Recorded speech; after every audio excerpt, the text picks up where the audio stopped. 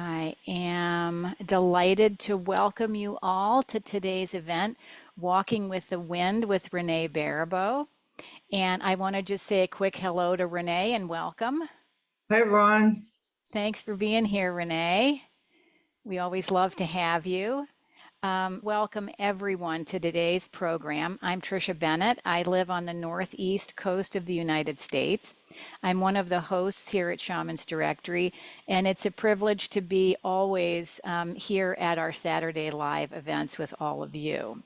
So I invite everyone to say hello in the chat and let us know where you're joining us from. This is also a good time to silence any devices, and I use this myself to turn on Do Not Disturb.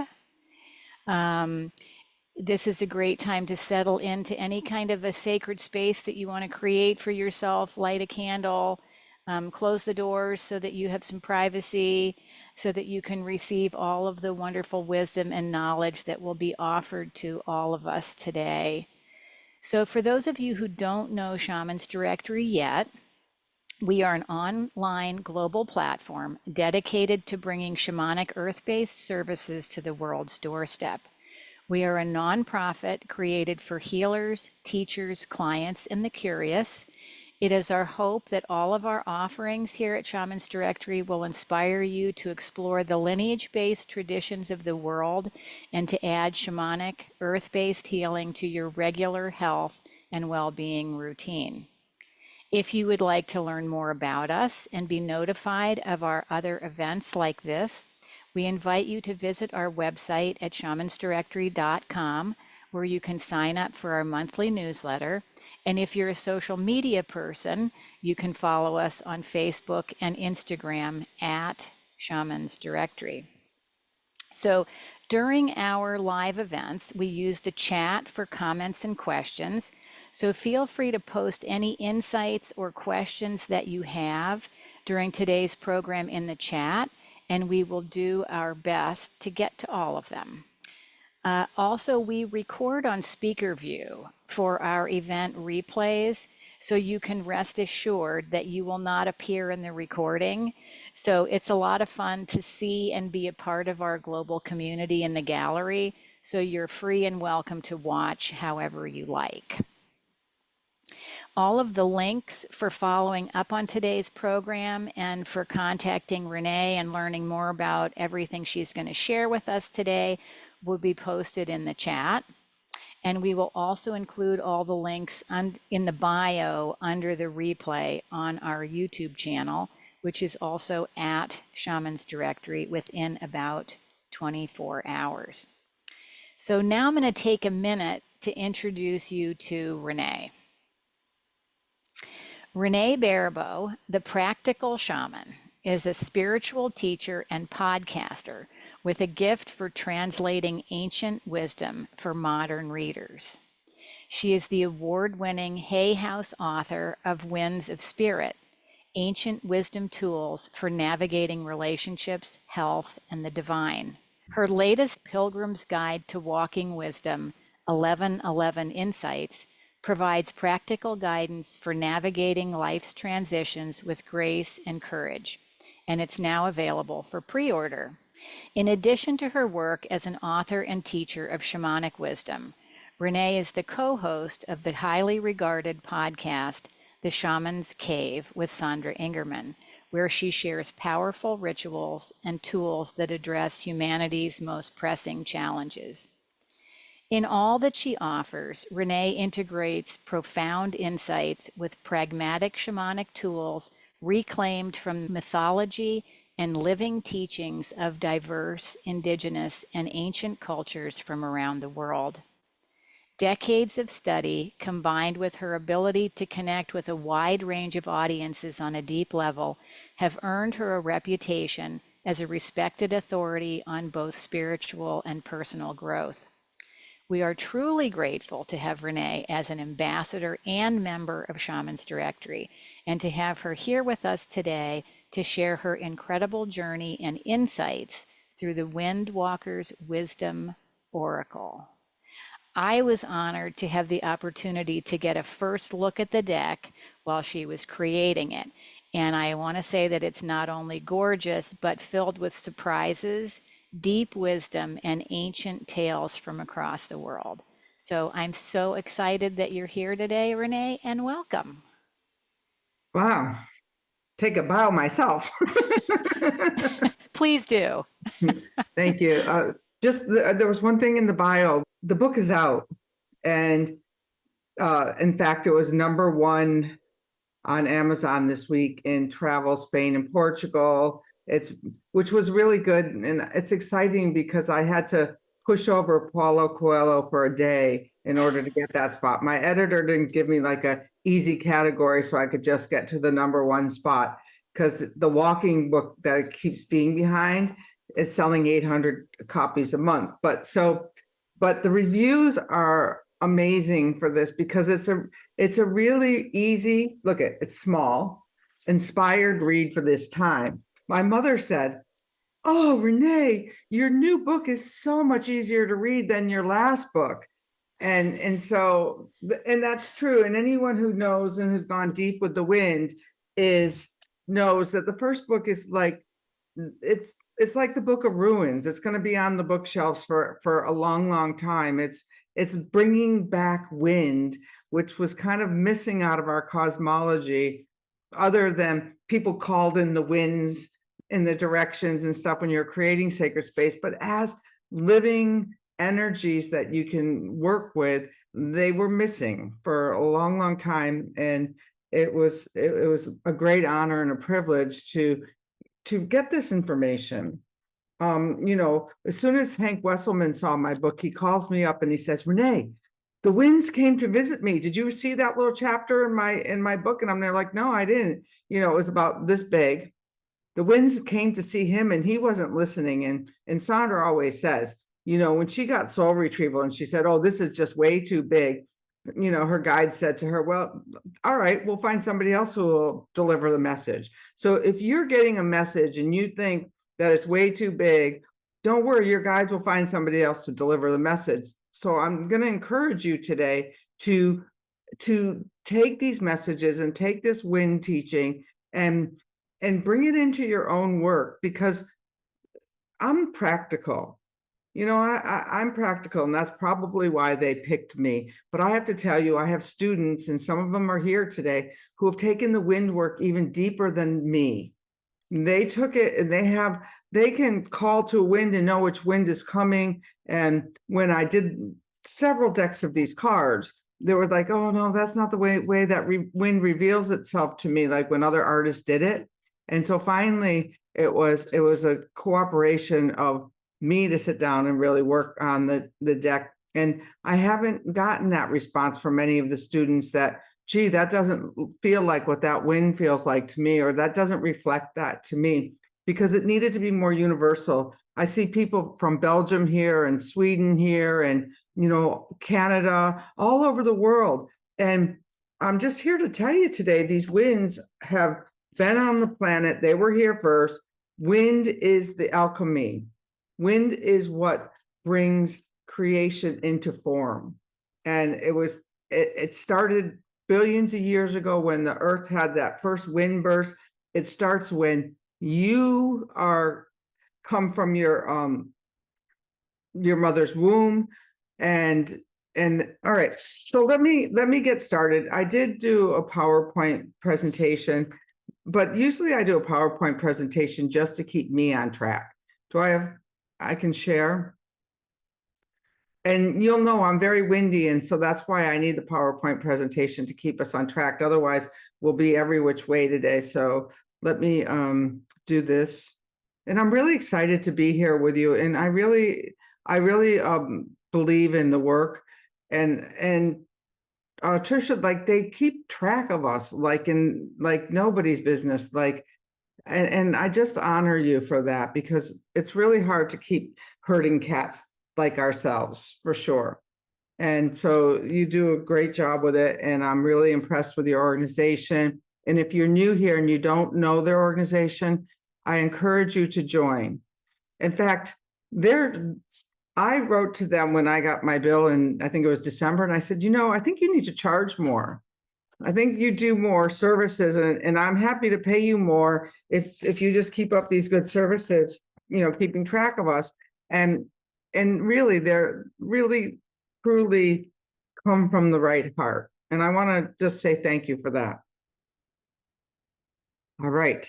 So now that I made fun of calling in the winds and the wind directions, and I don't mean that in any other way than the 4 cardinal winds have organized our consensual reality since the get-go.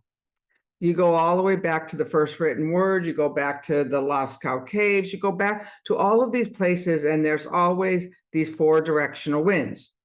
Well, I just learned when I was working on my new Oracle deck that the wind chart got shifted, and we'll talk about that in a little bit. But in Sumeria, in Mesopotamia, the doors actually open to the northeast, the southeast, the northwest, and the southwest. And so it looks like when the Greeks and the Italians, the Romans got in with their language and they started using the winds to navigate, they shifted the wind directions, and it might have been for ease of using them. And I just want to put that out there. So if some of you, because for years, people, when I'd call up the winds, they say, no, I wasn't going north, I was going northeast, or I was going southeast. And part of this is about that. Well, first of all, we navigate from our own wheelhouse. So your wheelhouse may be very different than everybody else's on the call. And I suspect it is, because this is your center, and how you pivot in your life is all about that. So before I open Sacred Space, let me just tell you what we're going to do today. So it's like, when you're sitting on the plane and they say, hey, we're going to London, you're on the right plane. Well, we want to make sure you're on the right plane and that I've got this topic covered well. So I'm going to call in the winds, and I'm going to open Sacred Space. And then I want to talk about the role of oracles throughout history. And the whole purpose of this wind oracle is about you becoming your own oracle, you becoming your own conduit for direct revelation. And I'm sure a lot of cards have that ability. So I'm not just saying this is the only deck with that, but there's certain decks that we'll talk about that they've masked meaning, they've masked a lot of information over time. So this deck is a way for you to create your own direct connection with spirit and create your own meaning. And I would be curious if that's what Trisha was finding when there were some surprises in the deck.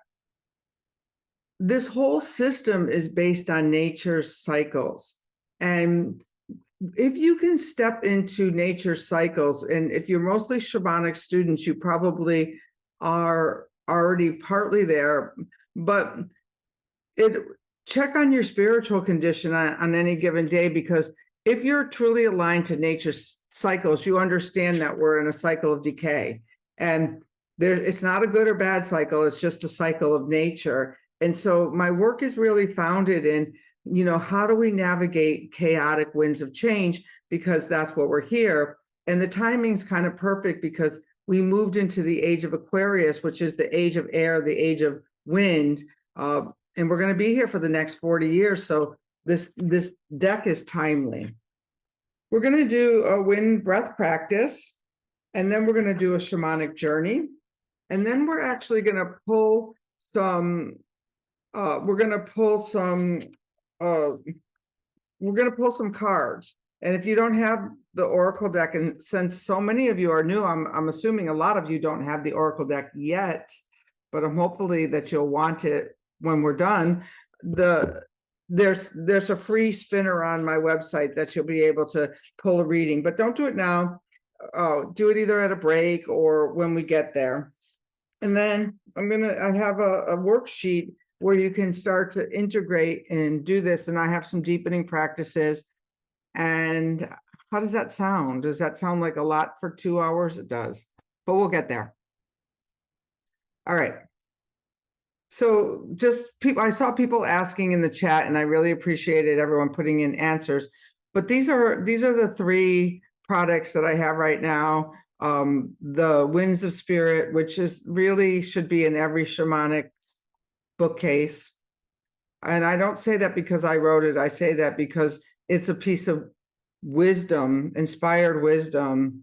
Hay House published it because they knew it was a piece of inspired wisdom. The Windwalker's Wisdom Oracle, which we're working with today in a Pilgrim's Guide to Walking Wisdom, which is my new book. And I would want to say that it's not typically shamanic, but I believe that shamanism is practical, and so the practical shaman is really redundant. Practical. It's really a way in for people who don't quite know about going deeper with themselves and as pilgrims. And as if you've walked a shamanic path, it's the path of the pilgrim. It's a path of revealing more and more to yourself as you go, and as you're able to hold more. Like in the Winds of Spirit, when there were more wind believers, I think we have 5,500 now over in the private Facebook group. The more wind believers that came into the clan, the more wind information that, and I just got the chills. So maybe with all you other people, we're going to get more wind information today. But the more wind information that was given to us. In fact, in Winds of Spirit, there's 32 winds. In this deck, there's 64 winds. And I have by no means exhausted all of these wind spirits or these wind characters, or however, these directional winds, however we're going to call to them. So just know, the more people who come in, the more it's possible, because with the group that we have here today, everything is possible. The old song, when two or more are gathered, they're of love. Well, when two or more are gathered, magic happens. And so the more people who come in and understand these powerful forces of nature are really spirit, and the more that we can relate, the better off we are. And so today, I suspect with 100 of you, we're going to have a real powerful experience with these winds. And I'm really looking forward to seeing who comes, who works with you, who works with me, and how this reveals itself. So I'm going to start by calling to the winds.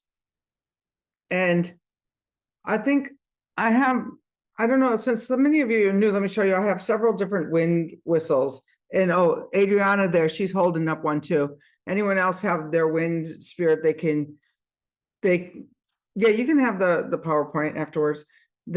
These are wind instruments. I have on my website, there's a lot of them.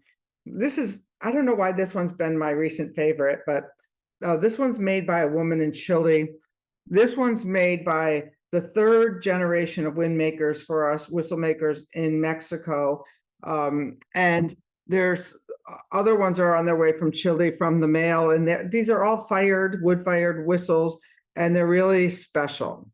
And what they do is they help you become center. They help you call to the wind. They really are a powerful tool. So I'm going to call to the wind. I need to make sure I have my original sound on so you can hear me.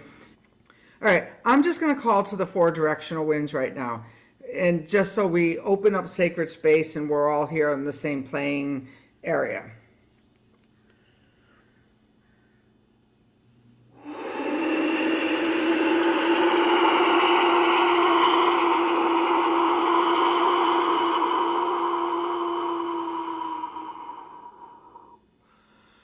Calling upon Eurus, the winds of the east, the wind of memories, minds, and new beginnings. Help us to all have a beginner's mind today as we call to these winds, as we learn to work with this oracle. Be here with us.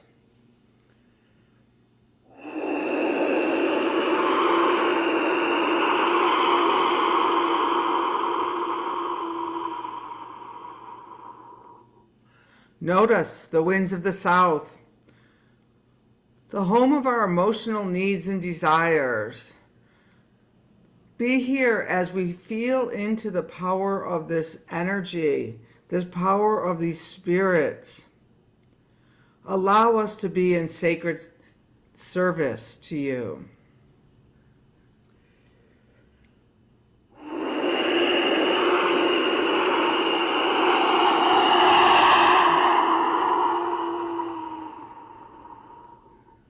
Zephyrus, the mighty winds of the west, the playful winds, the winds that are of the physical, of death, of harvest. Be here with us. Be here with us in this space.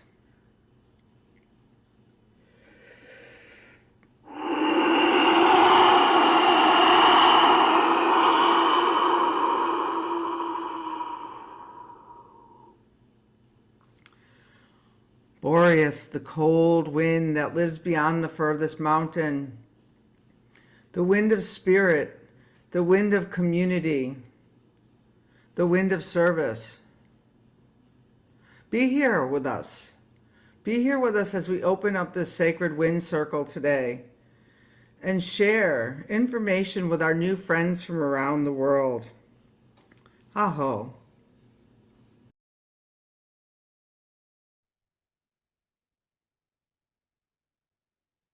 So for those of you who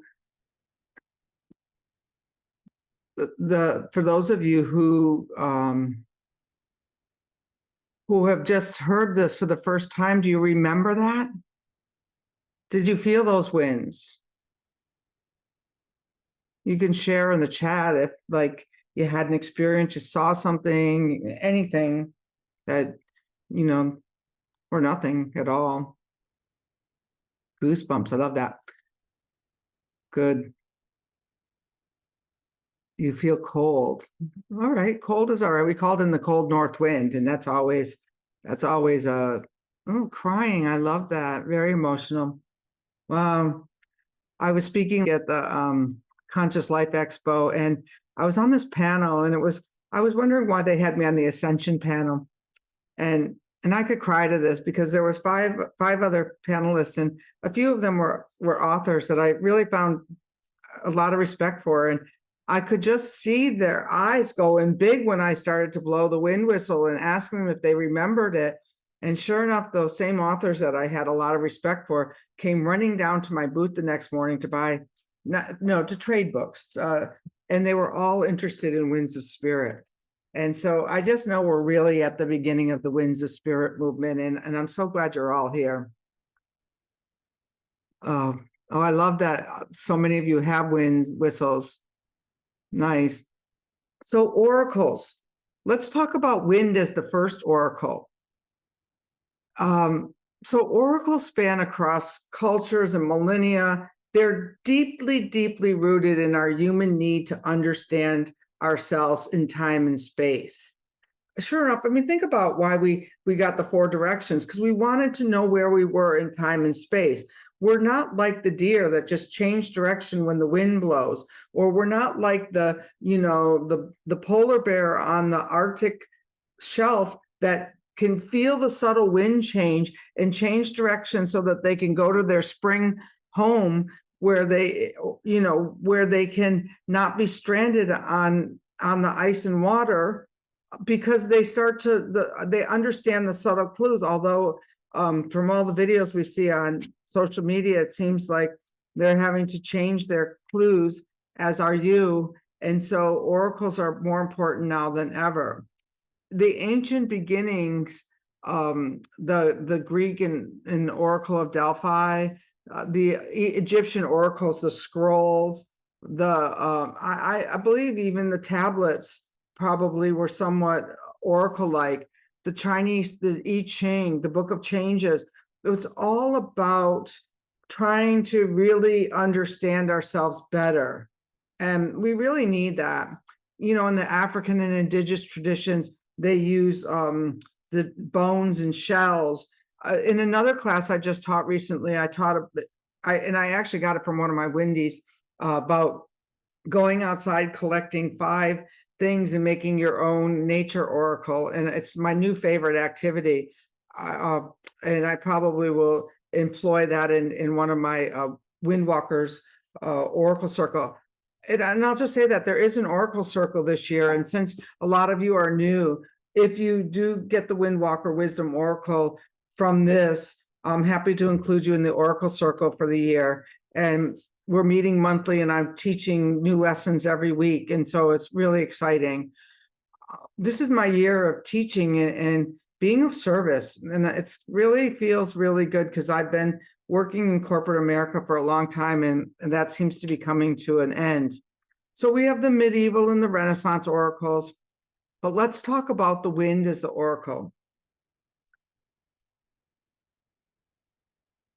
If you don't get anything else from this class today, what you're going to understand is that your relationship to the wind will be forever changed. So the winds went silent until now. And why do I think that is? It's because I think they come around at times of great upheaval. The last time the winds were really big on the planet was when the planet was hit by a meteorite, and we hit the ice age. And when we went quiet until we started to come back out from the underground and the caves. And if you see in every tradition, every culture, there's a wind creation story. And it's because, again, it was the first way of communicating. So there was the tarot in the 14th and 15th century, the runes and the pendulums, all of this. But these Windwalker Wisdom Oracle card, we're going direct to source. And what I want to say is that the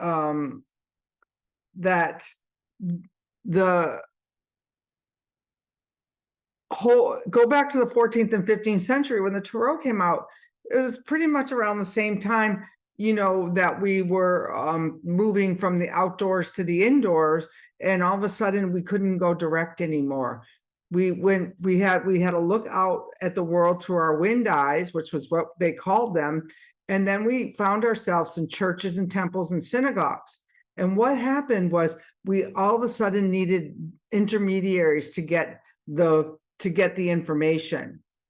And so that changed the way we received information. But let me tell you, Ruach is a wind. Nirvana is a wind. It's a no wind.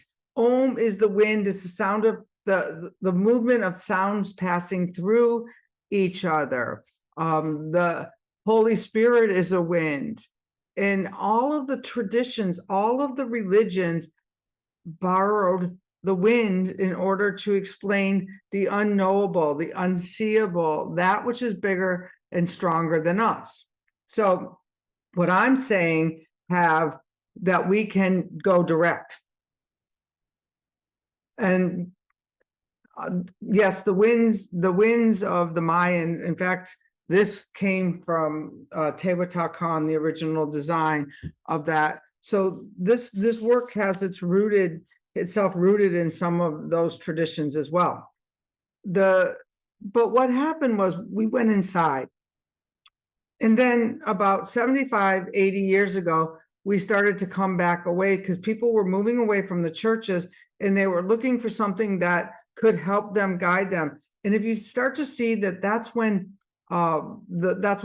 people, the indigenous tribes that had been hidden for centuries started to reappear because we were ready for the information that they had. Now we're ready for what the information that the wind has. And I don't know, 25 years ago, I was in Chile, and there was this Mapuche shaman. Her name was Kintarai, and she said to me, she was giving out, names, and she said to me that my name was roughly translated from Mapuche was Treunco. And she said, it's a big name and you're going to have to grow into it. And roughly it meant the sound between passing things. And I many, many years later, when I realized that I was carrying the knowledge of the winds, I realized that that's what she meant, that I would bring back some of the wind work onto the planet, and that it would be really a difficult job, but The winds reminded me that I wasn't ready for it because, I had opened a farm to table restaurant 20 years before its time, a holistic network 15 years before holistic practices were popular. And, winds of spirit, when I said, well, I thought with Hay House Publishing, it is the time. They said, oh no, we just taught you to be patient and wait. So I just want to say that even now with 5,000 Windies on the Wind Clan page, you're still early adopters of this work. And so you may take it further than I took it, and I'm okay with that. But I'm here to share with you what I know up to now. So one of the things that I was talking about earlier is that we need to really move from this idea of humans doing as commodities to humans being. And this is like kind of explains why my new book came about, because I'd gotten to my 60s and my career was ending, or that final commercial career, I might want to say, in behavioral health was coming to a close. And I started to feel like I was declining, because I had bought into this whole idea of, you retire and then you travel. But really, I knew that wasn't true, but somehow I got caught up in it. And then I went back to my idea of my life as a tree. And I really see that, what are falling off now are the dead branches. And I want to take that a step further, that the dead branches are falling off our epoch. We're like the rotting log of of our epoch. And we're moving into a time, well, in Vedic traditions, they believe we're heading into the golden years, but we have to rot before all of the decay can reconfigure itself into something that's better. And so, is it uncomfortable? Oh, absolutely. Is it mind twisting? Absolutely. Is it windy? Yes. But is it necessary? Absolutely. And so from this decay of this decay of our society, and it's happening, it's happening around the world. It's not just, I happen to be in America and it's really very transparent at the moment, but it's not that it's not happening everywhere. It's just showing up differently depending on how people were living in nature. And this is the winds of change. Yes, definitely the winds of change. So why is this important with this oracle? It's important with the oracle because one of the things, when there's perfectly guided channels, right? But I just want to say, I get my clues when I do readings for people. I work with people like, I just worked with a coaching client for 6 months, but I got clues from where he was in his own cycle.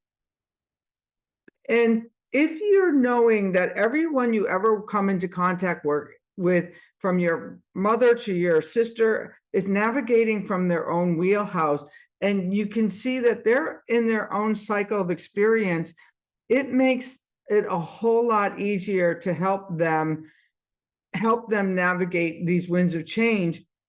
Because while you might be over here as a creator mother, you may be dealing with somebody who's in a crone stage. And so the way that you want to work with oracle and work with guiding other people is, the clearer you become about where you are in your own cycle, the clearer you can be of a channel for somebody else. I mean, I remember many years ago, I was living in Colorado, and people would say, oh, source told me this, and source told me that. And I would be thinking, well, that might be related to your source, but that's not relating to my source at all. And so as I become a better channel, the more healing work that I do upon myself, then I can become a clearer channel to give you the correct information you need. And I'm telling you this because I'm assuming that a lot of you are healers in this group and you work with other people. Is that correct? That people are here work with other people. How many of you are here for personal, and how many actually work with other people? So getting this pinpointing where other people are in their cycles gives you a much better starting point for reading somebody and getting information. And sometimes I do, a lot of times I'll do readings and I'll do it over the phone as opposed to Zoom, because I don't want all of those clues. I want to make sure that I get as clear of information as I can. But it really truthfully has okay, there's a lot of you who are here for your own personal growth. So looking at these cycles right now, which one of these cycles are you in? Are you a daughter? Are you a mother? Are you a maiden? Are you a queen? Or are you a crone? Or are you in between these cycles?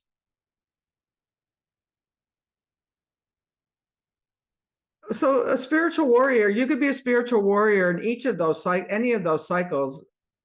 So, but where are you in your own life cycle? All right. So we're kind of getting to where we understand that this is cycle experience. Cycle experience. So we're getting, what we're doing is we're setting ourselves up for how we're going to read our oracle. And so what we want to say is that we kind of got a sense of our cycle. Now what we want to do is we want to go deeper into the experience of connecting with our wind breath.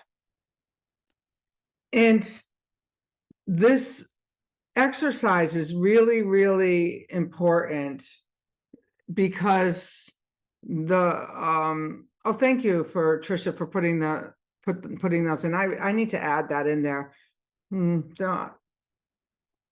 It's interesting because like 85% of the people who study this work have been mostly women. So a lot of this has then become geared towards the women. And so I really have to take a look at myself in that. Maybe if I had the men's cycle and taught a few men classes, I'd have more men. So the wind breath. Let's talk about the wind breath. Remember, for years, everyone would say, oh, we're all connected. And I used to think to myself, gag me. Really, it was just like, yeah, no. But then I met the winds.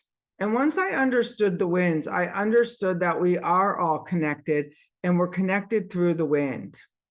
And how does that look? It looks like when you come into this planet, when you come into this earth, your first breath after you get, separated from your mother's breathing cord is a wind breath. Back in the day, the doctor used to give you a little slap on the butt and you'd cry. But what it would do, it would clear your lungs. You would expel what was not of the earth air and start to breathe in the earth air, the wind. And then when I was in shamanic training, they would talk about how the shamans used to say, yes, the ideal in the Quechua, the ideal is to, when you leave this planet, is to not gulp in that last breath, but to leave with intention and breathe that last wind breath out. They didn't call it wind breath, but now I understand that it was the wind. And so one of the practices we have in this wind work plan is to do this wind work breathing. And it's not, I didn't create this breath, the box breath. What I've done is I've added the wind whistle to it. And if you don't have a wind whistle, what you can do is you can use your, here, I'm going to just take that away for a minute. You can use your fingers and go like this, and you can, you breathe out. And what that does when you constrict the breath, out is that it also brings you everyone try it. It forces that wind out from you, and it forces it out, and so you empty out.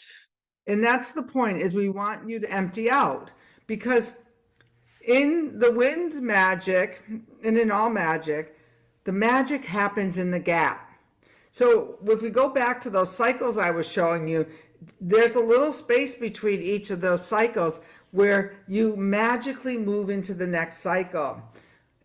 Every single day, when I was doing a hambleche many years ago, one of the things that I noticed was somewhere in the time that I was sitting there, one day ended and there was a gap space before the next day began. It was really funny because it was something I never shared with anyone until 10 years ago. I was sitting with the CEO of the recovery center where I was working, and this man was brilliant. He hated my wind work because it wasn't evidence-based. He didn't hate it. He wouldn't let me bring it into the treatment program because it wasn't evidence-based, but he would speak to me for hours about it. But one day I told him about this gap energy that I found when I was doing my hamblecheia, and he said, "Oh yeah, I've experienced that too. Yes, it's a vision quest." And so I went for 3 days and 3 nights on the mountain many years ago, under the guidance of a Lakota elder, and I learned about the gap energy and it's the magical space, and it's the same space we try to get into as shamanic. Is we go in, they call it non-ordinary reality, but it's really a gap energy. It's in between things where you can make change happen. And it's part of the reason that I love how the wind makes it so easy. But what we're going to do in this wind breath exercise is we're going to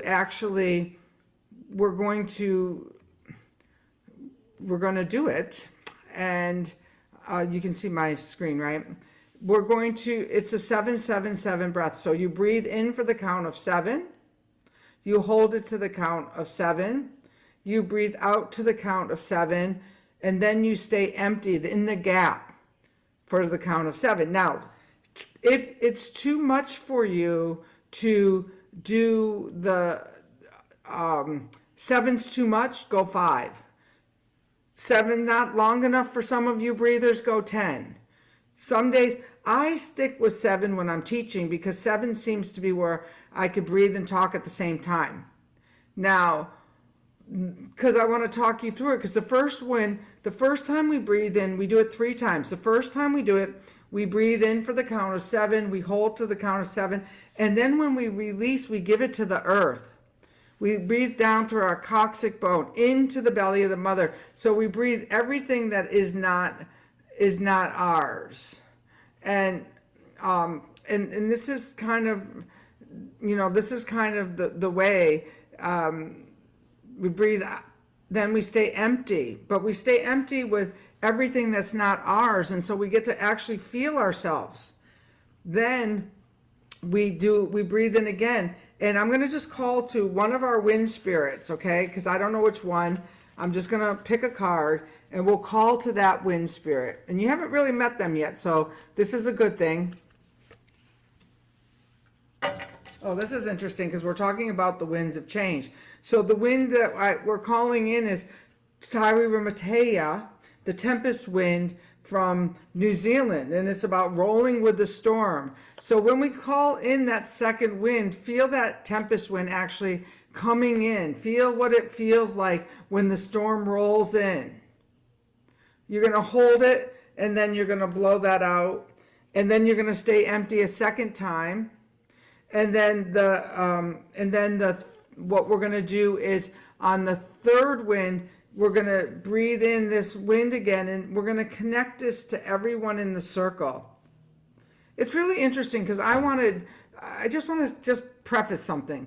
I wanted to have nice, calm winds for us for this. In fact, later I'll tell you when I was doing I pulled 3 wind cards earlier for us. And when I did them, I was like, well, no, I don't want that wind. And I put it back in the deck. And so it never fails when I put a wind back in the deck that it always comes back around anyway. So uh, it wasn't the wind, the same wind that came around, but it was the message of that we're in a time of death and decay and upheaval. So that's just, the winds are really true. The winds know. That's what we say in the Wind Clan. The winds know. All right, are we ready to do this? Any questions before we start our wind breath? Trish, is there any questions that I need to answer? I I don't don't see see anything at the anything at the moment. moment. Okay. Oh, awesome. So, the other thing we do in the Wind Clan, and maybe we could do it here since we did get this Maori wind, is in before the warriors go off to battle, they so what we do in the Wind Clan is we always laugh. So let's just start out with a little laughter, and then we'll start with the wind breath, okay? Because it just seems, I'm laughing at myself, so everyone can laugh.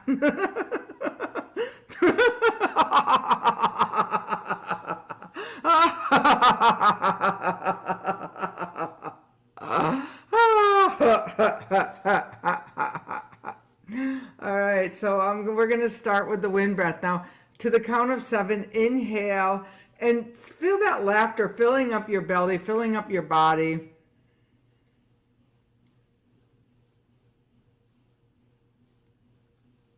And hold for the count of 7.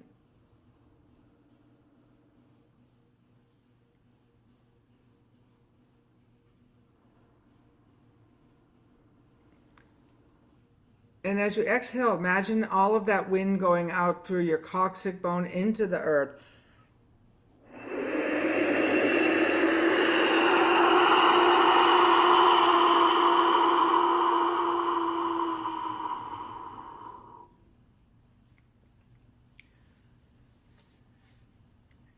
Examine what the emptiness feels like.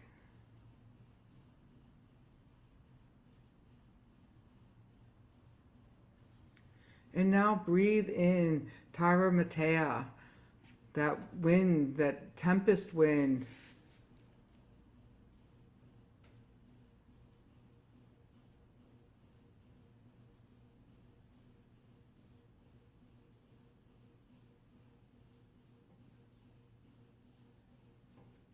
And as we breathe out, roll with the storm, merge with that wind.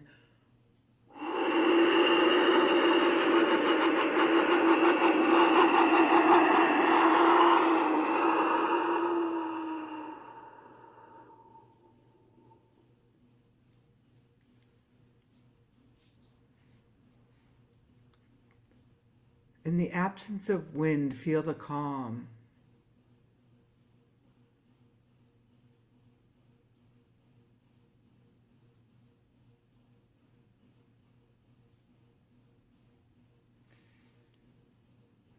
And now on this third wind breath in,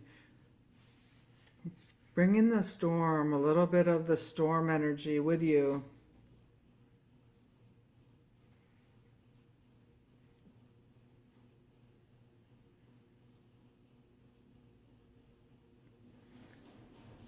And I want us to connect with everybody in this circle so that we know that despite the storm, we're still connected.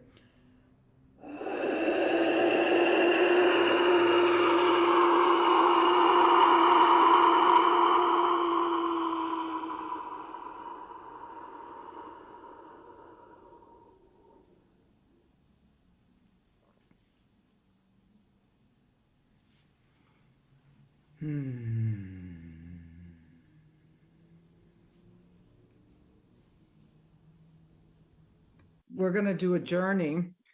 And I want everyone to get prepared for the journey. So do you take a little break or do we just continue on? You can do whatever you'd like. If you want to Let's give take a people, 3-minute break so I can get set up for the journey. great. And then if you have an eye cover, or if you, however you like to journey, it's a little bit of a guided journey, just because I'll guide you before we start the journey, and then I'll drum, and we'll go from there. But like, let's be back here in 3 minutes. Well, it must have been me who needed a break, because I had it in my mind we were going to do one thing, and I was told, and those of you who teach know this, like, you think you're going on a journey one place, and all of a sudden it's like, oh no, you're not, you're using your rattle, you're not using your drum.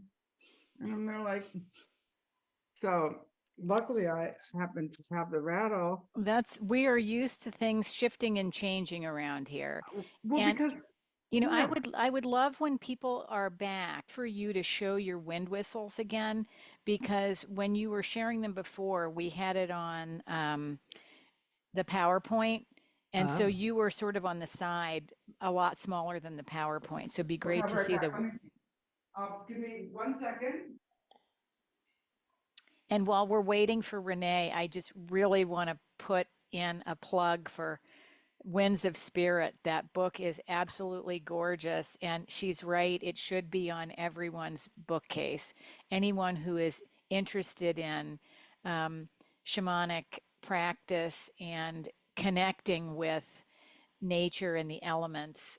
I always say the wind gets the least press of all of the elements. You know, earth, water, and fire get a lot of press, and the air and the wind get the least amount of attention from authors and teachers. And so Renee has really done a beautiful job of honoring the wind in that book. Hi, everyone. All right. So if you want to see the wind whistles, so these are just a few of them. So this was the original,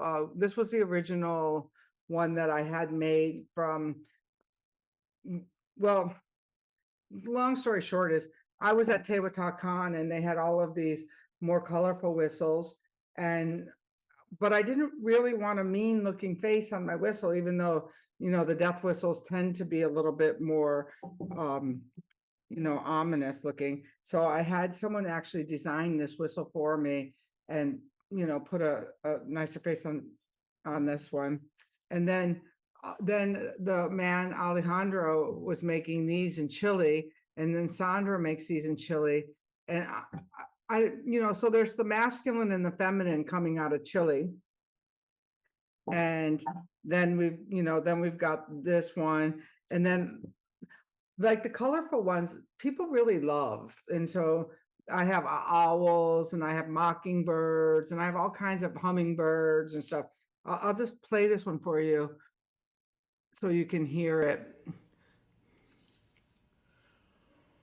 This is, I call the community whistle. This is like when you got a crowd.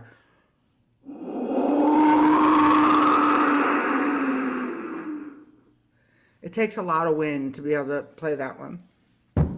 And then this is the Sandra whistle.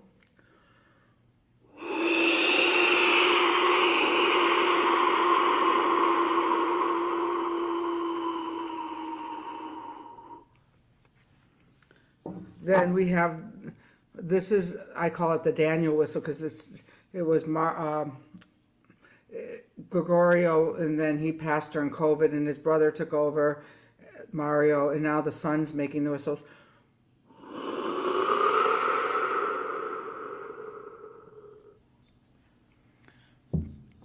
And then we have the Alejandro.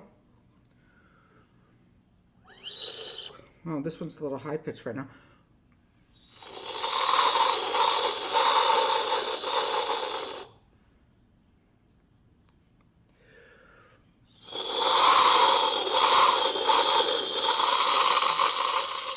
And they all sound different.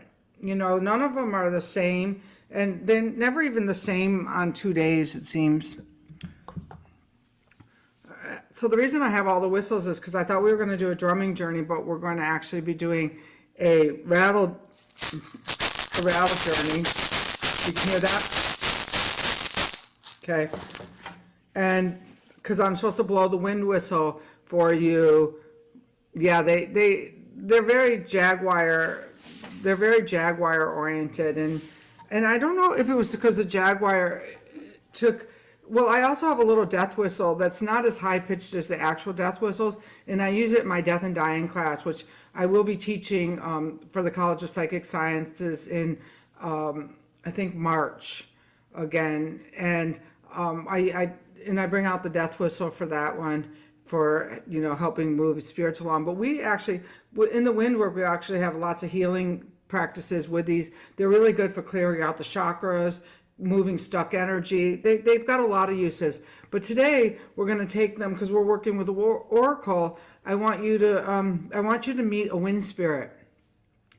And if you're not, you could go meet, you know, Tyler Matea if you want, or you could see who comes. All right, there's no, or if you're more comfortable with, you know, the cardinal winds, you could call to one of those if you're not thinking you're having, you know, a defined experience. Okay, so I'm gonna invite you to sit and get comfortable, unwrap your feet if they're crossed.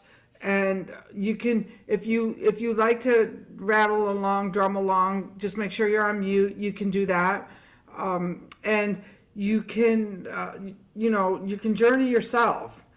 And you got the wind breath, so you know about taking that wind breath in and taking that wind breath out. And what you're going to do is, as you feel these breaths going out and you're clearing on one of these winds, you're going to connect with a wind spirit. You're going to invite a wind spirit in, and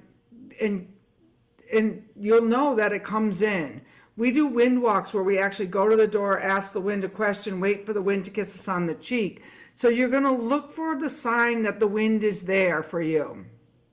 All right? You're going to either change your movement and energy, or you'll be out in nature somewhere, you'll feel it, and so you'll know when the wind comes. And then you're going to receive a wind gift. Before we come back, I'll say, we're getting ready to come back. Make sure you got your wind gift. And then we're going to close the journey and we're going to return. And then if you could write down, there's a worksheet that Trish will put in the thing, and you can make a few notes on it if you want, or just look at the questions to get yourself more clear. All right, is there any questions before we start? So the reason that they want me to play the rattle is because I can rattle and whistle at the same time. So that's just a little bit of multitasking. All right, well, I'll hold it down. I could move, you know, I'll move a little bit. You don't necessarily need to see me when I'm doing this, so I'll just move and get away from it a little bit. All right, is everyone ready? This will be about a 7-minute journey.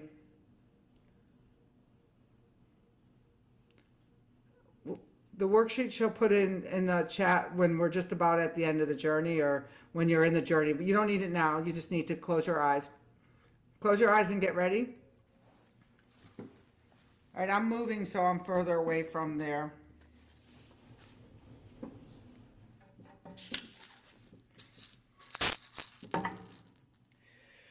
So find yourself somewhere comfortable in nature.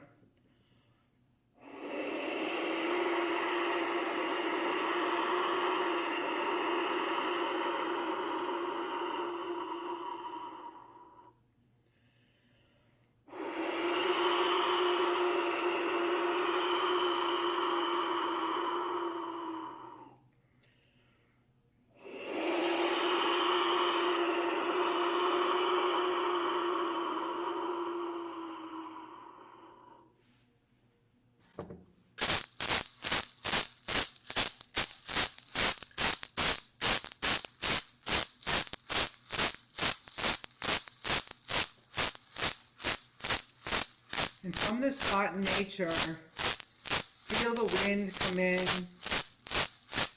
and carry you.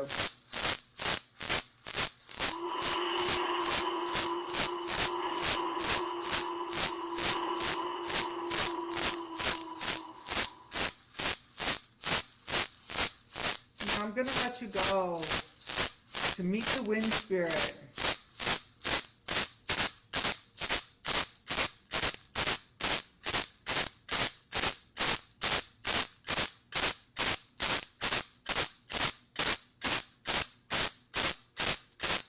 Let the wind carry you.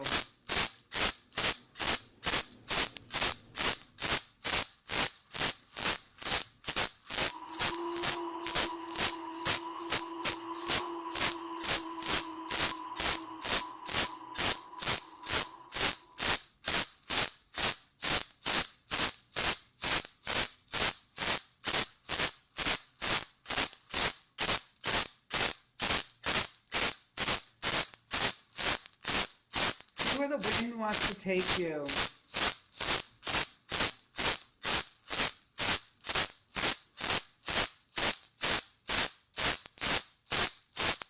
Travel with that wind.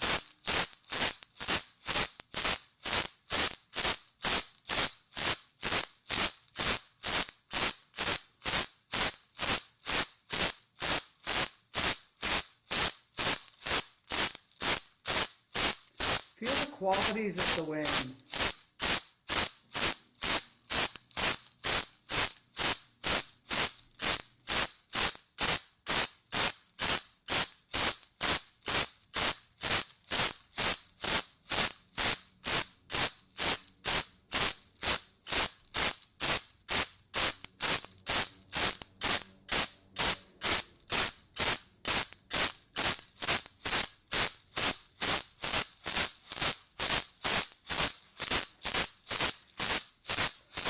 Ask the wind. Reveal yourself in a way that I can understand. Do you have a name? Where do you come from?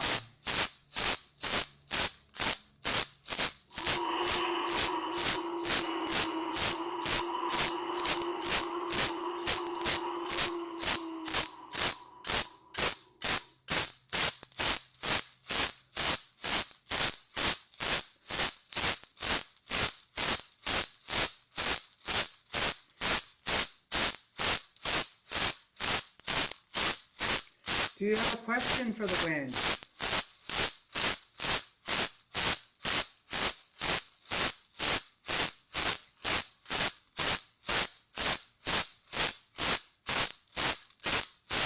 Ask. And then listen.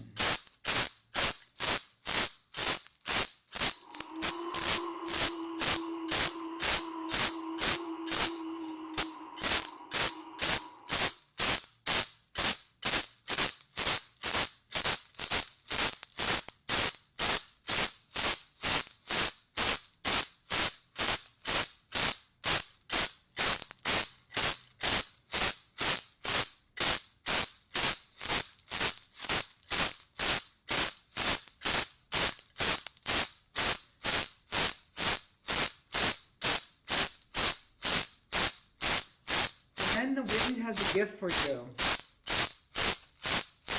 Receive the gift.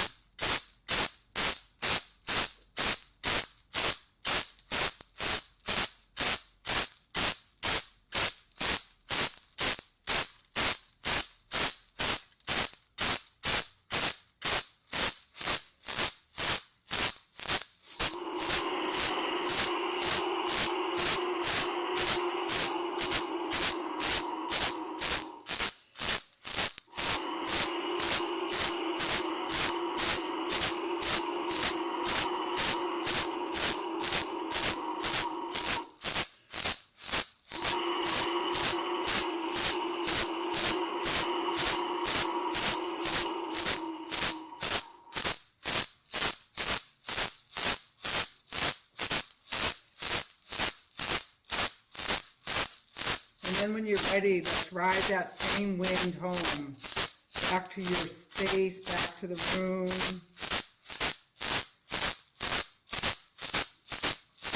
Back through nature.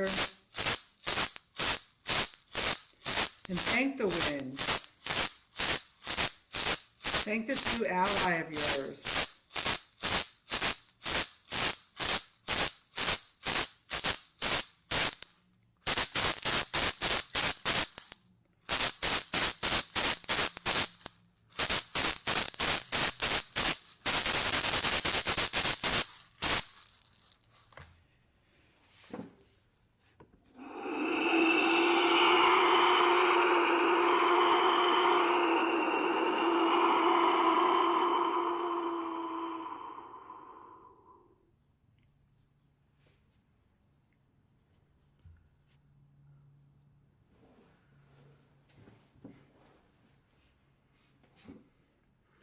And when you're ready, wriggle your toes and your fingers and come back into the space.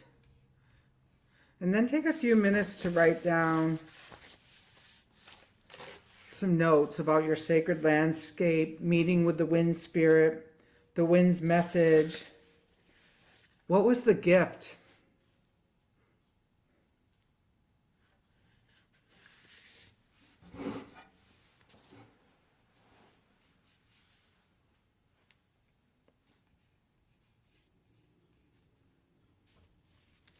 And Trish put the link to the handout if somebody would like that. Just don't get, too crazy with writing it down. You can print it out later and revisit this experience.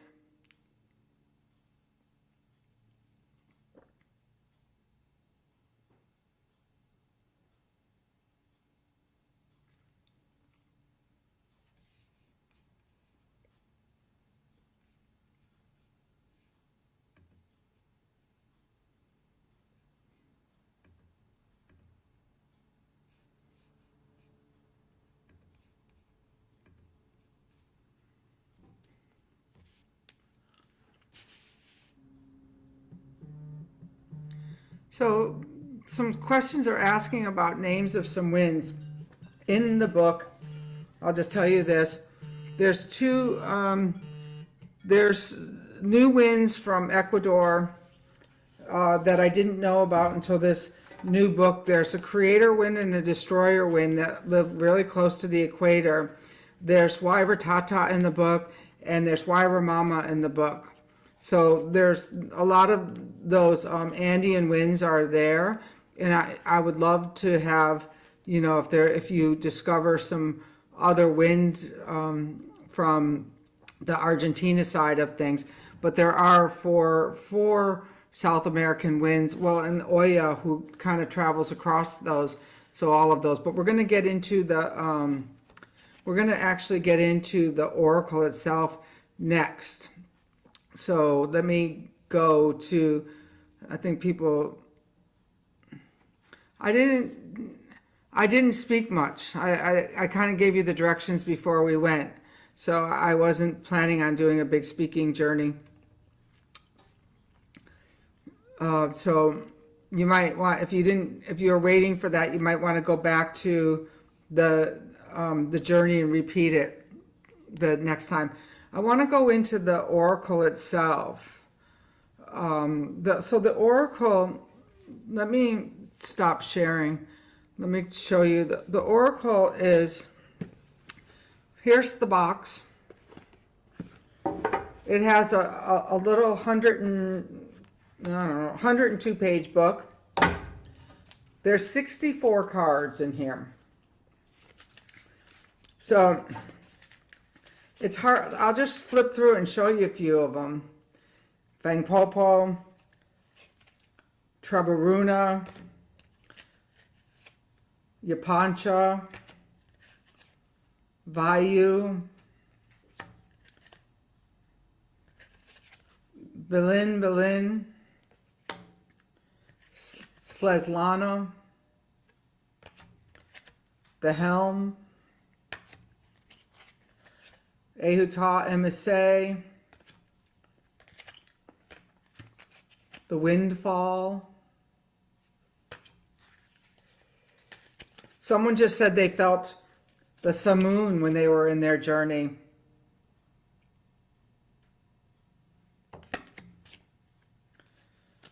Fujin. One of my favorites is Cardia. She's the goddess of Roman hinges. She closes what's open and opens what's shut. You can, it's kind of hard, it's really hard to show them all to you on this one thing. So you can see more of them on my website and stuff like that. So, but here's like an overview. I'd be here for the next rest of our time but we're going to do a little work with them. So we'll get to meet some a little bit more.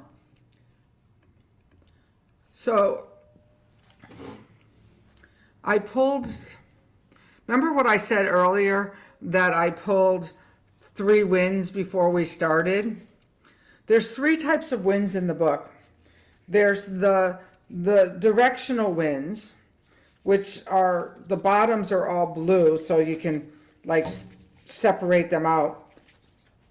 So, we were just talking about the Ecuadorian wind. So can you see this? This is Haya.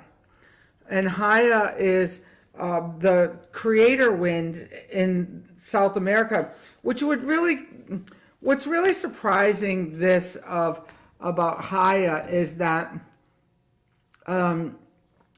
you would have thought that I would have found these 2 major winds when I was writing Winds of Spirit, but they never revealed themselves until I said, like, until the wind clan was growing stronger and bigger. So Haya is one of those directional winds that are from the equator. I knew about the doldrums, and the southern trade wind, I don't know if I can find it in the book, so I'll show you here, is Tuana. Now, Tuana is a guardian of the underworld. So Haya is the upper world, and Tuana is the underbelly, which is kind of interesting because with this cosmology, it would mean that they believed that the equator was the middle world, would be something that I just got from right now when I'm talking to you. I never thought of it that way before, but I have a feeling that I'm going to do some exploration about that. So so the directional winds are the north, south, east, and west. They're also the southeast, the southwest, the northeast, and the northwest. And I also put the doldrums here because the doldrums are directional winds in that they are the place where the wind doesn't blow. And they show up on the compass card of Aristotle because there's 2 places near the equator, different than Haya and Tuana, where the winds don't blow. And when the winds don't blow, we think, oh, this no wind is they knew that it was a time to offload things that were not working for them. Like that they'd offload cargo that would cause them to starve while they were waiting for the wind to come back up. So those are the directional winds. Then the regional winds. When I was doing research for Winds of Spirit, I first had a list of about 150 wind spirits. Now, at first, I just want to tell you, I'm practical. I'm a businesswoman. At first, I thought like, oh, I'm writing a book for my coaching clients. I had no idea what the winds had in store for me. At first I thought, well, Mary Poppins blew in on an east wind and blew off on a west wind, and the Bible has a few instances of, I think 23 of the east wind and only 3 of the west wind. And the Sherlock Holmes talks about the east and the west wind. And I thought they were like brilliant metaphors, like, a tailwind or a headwind or all of those. But what I realized was that they were energetics. And how I became to that knowledge was that the winds, these regional winds, which the first book had 28, and this book has a lot more, I'm not sure the exact number, are winds from around the world. So Omoa is the ancestor wind from Hawaii. Yatsukasa is the wind from the Swedish wind. Kari is the Malaysian wind, and it did go into Northern Europe as the voice wind. Enlil, the Mesopotamian wind. You know, the Lakota has all of the different winds. Kaliak Bera, the Hope, the Scottish wind. All of these regional winds, you would think wind would be wind, but I did not make up the qualities. These regional winds have their own unique qualities. And that to me was when this really started to be like really interesting, like that wind was just not wind. You know, that wind was just that it wasn't just that wind isn't just wind. I mean, doesn't that whose interest is that pique? I mean, it's really fascinating that all of these wind stories and all of these wind deities were deities, or you know, they're not all of them consider them deities. They feel like they're instanding. They feel like they're the soul, that they're the instanding spirit, and we just kind of flossed over them with 4 directions, calling them in. We knew they created a sacred container, but we didn't understand the notion that if we actually went to these wind spirits for help, they were was, you know, that they could help us. So yeah, Enlil has I would have just liked to put all the nice winds in there, but we're really in a windy age, and so you know, Enlil was a real interesting character, as you know, as some of the other winds. You know, like Enlil got rid of humanity once before. So this idea that we're like, you know, that we're also like, you know,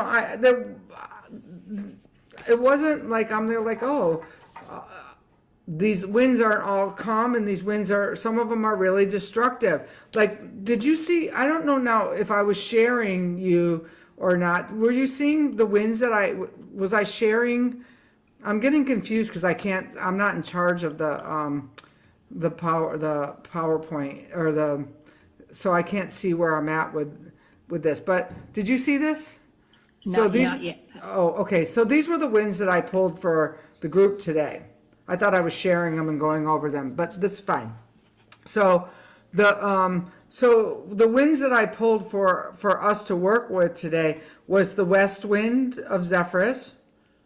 I pulled the center wind that I really pulled was not Yongdun Halmang, which the wind that I pulled was Mara, and Mara is the taker of the wind. She is, I'll show you a picture of her. I'm there, oh no, come on, we got to have just nice winds for this. And not that Mara's not, we think the taker of the wind is death, and yes, but the taker of the wind is sometimes a really good thing when the wind is taken from something that no longer is serving us. Like, I have a job that's ending. And so in December, when they told me that I was going to be here through the conference in May, that felt like that they were taking the wind, right? But it's no longer serving me. So sometimes when the wind is taking, it means that it's time for a change. And then with the tailwind, like planes take off against the headwind. They need that headwind to get the loft. But then the tailwind, when it's going in their favor, will get you to the next coast a lot faster. So these 3 winds that we got are about well, in Winds of Spirit, there's a whole long section about the cardinal winds, but in the book there's a little bit of on each, and I'll just read you what these 3 winds that I pulled for us for today were, because I want to see if they relate to the journey you just took. Okay.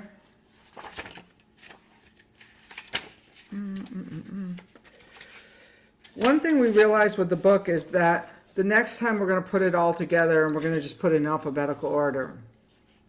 So Zephyrus, the west wind. Zephyrus, the cardinal west wind, signals the time of harvest, endings, and physical transformation. As autumn leaves dance through the air, the wind invites you to reflect on the cycles of completion and release. Whether in relationships, work, or personal growth, Zephyrus reminds us that letting go is necessary for renewal. Just as nature sheds its leaves to prepare for winter, we too must shed what no longer serves us. This is a time for gratitude for what has come to fruition, as well as acceptance of what may now fall away. Zephyrus whispers that death is not the end, but part of the greater cycle of rebirth. Trust the process and allow the winds of change to guide you into the next phase of the journey.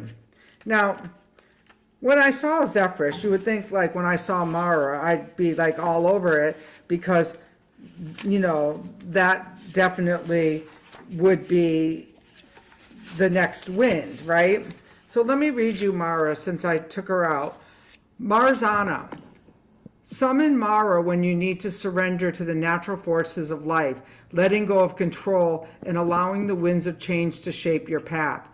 Mara, known as Marzona in Polish traditions, is the Slavic goddess who embodies death, winter, and the cycles of life, following the west wind. As the harsh winds of winter strip away the old, Mara takes the wind to quiet the landscape, signifying the end of a cycle. Her power is invoked during rituals in which her effigy is burnt or drowned, symbolizing the release of winter's hold on the return of life in spring. Just as she governs the cold winds of decay, she also ushers in the space for rebirth. She encourages you to embrace endings, trusting that what is taken by the wind will make space for new growth. So Yongdong Halmang reminds us, this is kind of like a annual reading. I love this. So the fall, then we got the winter of Mara, the death. And Yongdong Halmang, she's a very interesting character because there's an island called Jeju that's planted between Japan and China.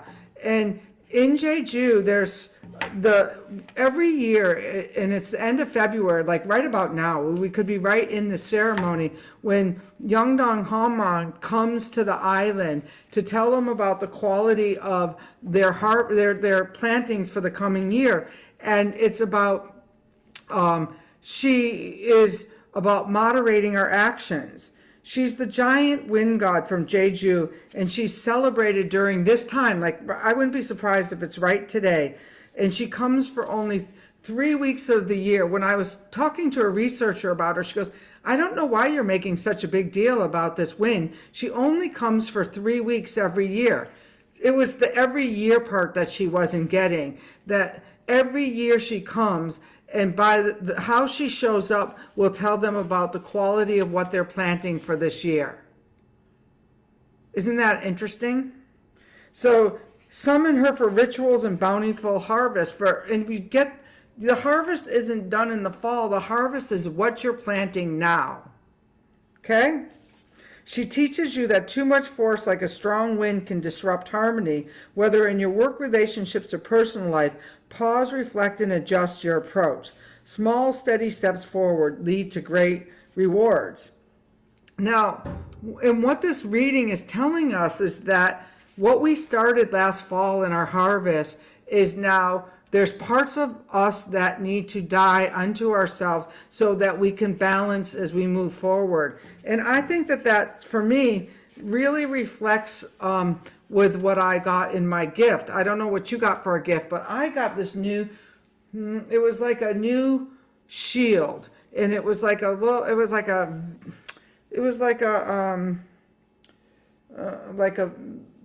little skinny tee. But it was made of some kind of fabric that taught me that I had the necessary protection to go out into the world. And that's been one of my things, is feeling like it's okay to grow this far, but to go really big or far, you know, that's putting too much exposure. And I was shown that I don't need a lot of protection because I have this new skinny tee. So the tailwind of progress is going to talk about a time of smooth sailing ahead. When the wind blows, momentum builds naturally and effort seems to require less strain and energy. In life, a tailwind represents those moments when everything aligns, when the forces around you support your movement forward. This is a time to ride the wave of ease and make strides towards your goal. While challenges may have slowed you, it's the time to capitalize on the growth. And that's the growth of what we harvested, what we let go of. Like, you know, when they harvest, they do, when they harvest wheat, they winnow it. They winnow away, and they shake away the debris that's not of the berry. And so you need, if you haven't done your winnowing, then it's time to winnow away what no longer needs. So Mara can take what has no more wind, can go away. Then you can step into balance and see in this next few weeks what it is you want to plant for 2025. And then know that the tailwinds are going to take you to where you're going to go next. So I want to tell you how you can do a live card pull. And over here at the Practical Shaman Windwalker Wisdom Card Reading, there's a link in here where if you don't have the Oracle card and you're not sure that you want to get them, but I would say I would get them because everyone, read the reviews. People are really, really loving these cards. You can go over there and you can pull a card and see if that was like for you too. So let me tell you about Mari. So Mari is the Basque Wind Mother. And the Basque language is one of the dead languages, but they believe that the Basque Wind Mother Mari may be the precursor to the Divine Mother Mary, because she goes all through the caves of the Pyrenees, and like Hulda and Halle, and you know, in the Teutonic traditions, she surfaces in many different formats. And if you even get a glimpse of what I said about how religion took the wind, then you could start to understand where some of these characters in our religious archetypes would have come from nature. Would have come from nature first. And that's why traditions like the Caro, when they brought Christianity, some fled, but some would take their mesas into the Catholic Church because they didn't see it at the time. They saw it as more God, not less God. And what happened was, in order to get people to behave, we had to have less God, and there became one true God, and all the rest of the gods became the non-God, the false God. And so what the winds of spirit offer you to do is to start to go direct to spirit for your information and your oracle. The story behind this is really beautiful because spirit inspires us to go where we need to go when we need to go there. And a shamanic friend showed up in my life and really guided this book without even knowing it. And there's a whole story about how he asked me to walk for him. And so I'm there like, well, how am I going to walk for somebody else? And so I started doing these insights from the trail every day, which made the foundation for this book. And then I'm there like, well, where's Chris? He hasn't commented on any of my, well, it turns out he died the first day I started to walk. And I didn't know about it until I finished the book. So look for the winds that come into your life to move you. And it could be in the form of a person. He sent me the wind map last year. And it was like out of the blue. I hadn't talked to him in 10 years. I'm laughing over here at Marianne's iPad. She said she was teaching a free dance on the island of Lesbos many years ago when a whirlwind came and asked if I would like to ride it. While she was happily surprised, she dared not. What I want to ask you is, now that you've had this experience today, would you be a little bit more willing to take a ride on that wind? But the first thing I thought of when she was saying that was, I thought of Hank Wesselman, who the day the student said, hey, Hank, the north wind's in the back of the room, here to see you. And, you know, he wrote a paragraph in his book, and I wrote the book. So there's two things that I believe. I believe that everything is our spiritual path, and everyone who's on their spiritual path and those who don't even know they're on their spiritual path are on their spiritual path. But one time Brooke Medicine Eagle talked about this idea of a missed opportunity. And it could be your spiritual path to miss the opportunity, but it could also be from your own emotional unhealed place or your health or some other reason that takes you off of that opportunity. And I do believe that there's some opportunities we miss. For example, I was watching the cooking show the other night, and in the 80s, I had the first cooking show when you could take a TV and bring it into the cable company, and I did it. But it was when I was like so early that I got bored before, by the time that I was auditioning to be the next food star, I thought of going to New York and competing with all those people, like turned me off. And I came in the top 25, but I don't think my heart was there. But did I miss the opportunity to be, a top food star years before? Yes, but wasn't my spiritual path. I don't know. We'll never know. Karen? Can you hear me? Yes. Okay. I would like some support in identifying this wind. Okay. It's one I'm familiar with. It brings tears to my eyes. It's like home. It's not Washoe's, it's not Zephyr, Okay. but very much has a it's like less of an edge, more supportive. Like I feel safe and harnessed with it and nothing can hurt me. It almost like it creates a fire within me. Like my body temperature went up. I had heat in my, so much heat and opening in my heart that it felt burning. Yeah, see, I've tapped into my mind instead of how it felt. I apologize for that. Kind of missed it. Anyway, I don't know if that seems familiar with anything that you can identify. Close your eyes a second. And everyone else can do this too. And imagine yourself out in nature. And then start to take a walk.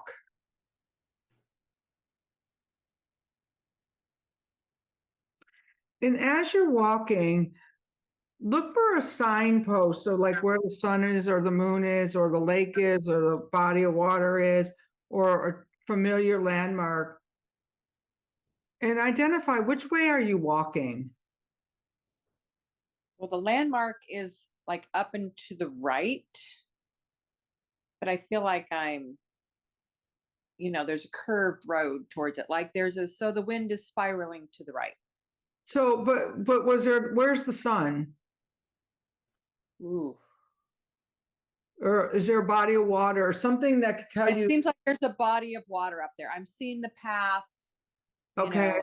I'm in nature and there's trees and rocks and grass and meadowy but it's like I know there's the body of water up there. I don't see it, but I have a knowing. Are you heading? What direction are you heading? Oh, it does feel like I'm heading like northeast. So it's interesting. I wanted you to do that because I wanted to make sure. That's so funny. I was either in northeast or northwest. And so I wanted to see which direction you were heading in, but so everyone knows I had the book open to the northwest, but it didn't exactly feel right. So let me read you the northeast. Okay. It's the mountain wind, about beginnings. It's about being guided by your visions. The northeast mountain winds brings a raw energy of renewal and invigoration, stirring your senses and calling you to embrace adventure. Its arrival challenges you to step out of stagnation and fuse your dreams with action. Spot on. I even wrote, I think it's calling me to return to the mountains, be in the mountains and the trees, get back to who I really am. So spot on. Thank you so much. I'm like very excited about that because I was like, I'm just like the floodgates are open. Thank you so much. I love that. I've never done it from reverse like this. This is fun. I was at the Conscious Life Expo last week, and I was in this woman who was helping me in my booth made me keep doing readings for everyone. And I'm really kind of a antisocial in a certain way. I'm really social, but antisocial. And she kept saying, "Oh, look what they pulled, Renee." And I had to do these on the spot readings with the winds. And it was really, really good for me. And it was really good for the other people too. But because I'm learning these other 32 new winds with you. I know this book pretty good after 6 years or 10 years with the research, but this is new. We're exploring this together. I have over 325 people in the Oracle Circle, and we're all exploring this together. So I'm going to make the same offer to you guys. If you're called to this, and if you order a deck of Oracle cards, we'll be happy to add you to the Oracle Circle. And all of the lessons we've already taught are recorded over at windwork.org. But it's a really good deal because it's 12 teachings from me and all of the other stuff that I add during the week. That's, but if you're called there, you'll know. 2 things for the people in Europe. I'm teaching at the College of Psychic Studies in October on the 11th in London. And I'm also doing the Cotswold Walk. So if you want to be on my website, on my email me at windblessings@gmail.com. But I'm walking the Cotswold for another 10-day pilgrimage before I teach it in the College of Psychic Studies. So now we can hear from Susan.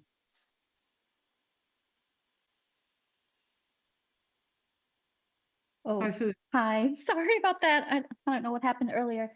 Um, I noticed that a lot of the winds you mentioned are earthbound, or we'll call them earthbound winds. But when I did my journey, the wind said it was the wind of the North Star, and I was wondering if you've been getting, other types of winds.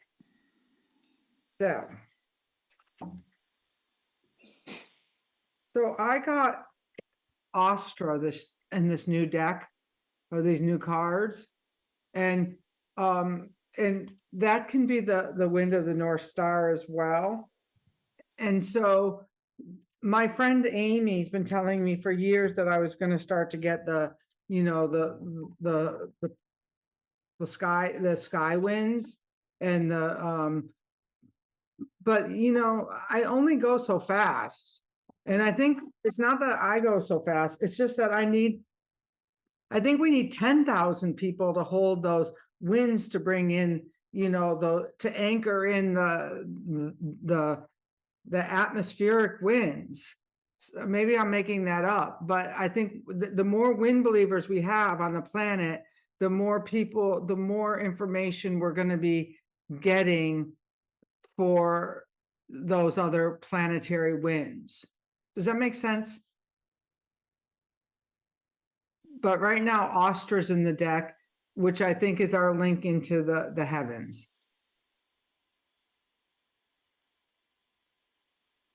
I'm not sure where she went, but I'm It's sure okay. she heard your answer. And I have to tell you, I'll be the first that I'm learning with you. You have to, if that winds haven't been speaking for 15,000 years, we're learning this stuff together. We have to remember it together. It's not a me, it's a we. There was a great question about, are all the winds compassionate spirits? And I thought, winds are messengers. And I think the interpretation is up to us. But I'd love to hear your answer about, are all winds compassionate spirits? We are nature. When the nature just came through Los Angeles and burned it down, was that compassion or was that nature? Was that humans who built houses too close, or was that nature? When someone asked me to do a reading for Los Angeles, I pulled in the center Pazuzu, which would be the devil card, which is in the middle of the reading, which is also the Santa Ana Diablo wind. And I just went with the Pazuzu name. Could have been the Diablo wind or anything else. But I was shown on both sides that we've gotten out of step with our nature The wind is just doing its job. But what we have the opportunity for as we move forward is to go forward in more balance and harmony with the land now that we're know better. So Right. I don't think it's a good or bad. I think it's not compassion. It was just, sometimes when your mother says no 3 times, and then the fourth no is like the no is the stern no, I know my mother used to I would have some tantrums. She'd let me go on the floor and turn red until I, passed out because I would be having such a tantrum. Was she a bad mother? Maybe I used to think so back then, but I think she was just mothering. And I think we're in a mothering phase, and it's not so pleasant.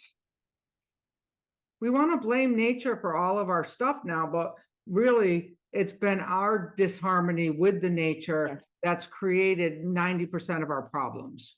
And that's what I think all of us who have been studying shamanism for, 25, 30, 40 years here, we were in our spiritual boot camp when we were getting trained, but now we're being called into service. This is the time you're being called into service. What do you think the training was for? Because you had nothing else to do on the weekend? No. Now we're getting called into service, and and it might be that somebody might be sitting in their farm up in upstate New York praying, but you're being called into service. This morning my cat woke me up I'll end on this. Woke me up at 3:00 in the morning, and I'm there like, I have the alarm set for 5:30 because 8:00 is an early class for me. I usually don't teach before 9 or 10, but she wanted me up at 3 because I wasn't ready. And also because I had gone yesterday to somebody's house and I had to do a property clearing. And I was clear enough at 4 a.m. this morning to do that clearing. When we get called into service, that's what we were trained for. And I forget that sometimes. So that's a great place to end. May you walk in peace with this big responsibility that we all have right now. All right. That's all I'm going to say on that. Thank you very much. Oh, I didn't send the winds home. Can I send the winds home? Sure. Okay.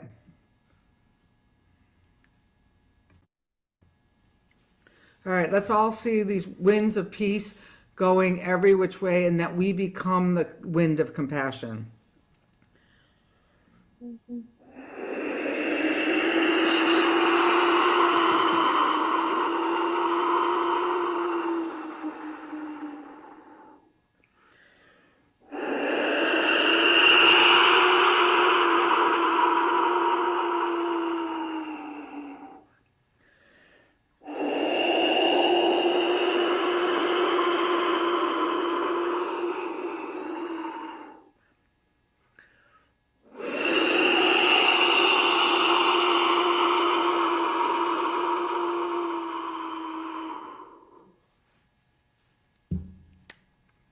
Thank you. So we're so grateful to all of you for joining us today. While Renee is replying to some people in the chat and adding links, I will just let everyone know that the follow-up for today with all the links will be included in the bio under the replay on our YouTube channel at Shamans Directory within about 24 hours. And coming up in March, we have 2 exciting events. On Saturday the 8th, in celebration of International Women's Day, we will be hosting a benefit event for Indigenous medicine women from around the world. And our guests will include Maasai, Mapuche, Ojibwe, and Sapmi women, and as well as some other Western trained shamanic practitioners. That should be a beautiful event. Those women will be sharing the role that women play in healing, creating peace, connecting with nature, preserving culture, and moving us forward as a human family. And then on the 22nd of March, in partnership with Pachamama Hampini Wasi in Peru, we will be hosting a gathering of global elders to celebrate the equinox. So we invite you all to join us for that. And I want to thank you again, Renee, for bringing yourself and your beautiful wisdom to share with us today, and the magic of the wind. And everyone who has joined us, thank you so much for taking time out of your precious weekend to spend some time with us. And we hope we'll see you again soon. So I will unmute and I'll let people all say thank you. Thank you. Thank you so very much. Very grateful. Thank you both. Thank you We'll be so on it. much. Just Thank fabulous. you. Thank you. Thank Thank you. you. Merci. Thank you all.